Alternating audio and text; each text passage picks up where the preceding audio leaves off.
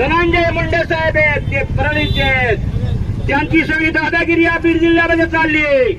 त्यांचे कोण असणारे काय ते आहेत ना करण धनंजय मुंडे या बीड जिल्ह्यात दादागिरी आहे. मित्र सांगायचा मुद्दा असा आहे, 8 दिवसापूर्वी धनंजय मुंडे काय म्हटले की 31 ऑगस्ट पर्यंत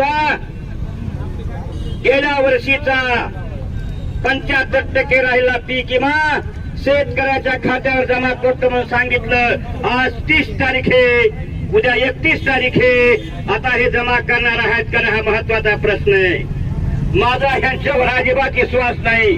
माग 5-6 दिवसापूर्वी अतिवृष्टी झाली, खेड्यापाड्याच्या जमिनी वाहवल्या, शेतकऱ्याची पिकं वाहून गेली मित्र.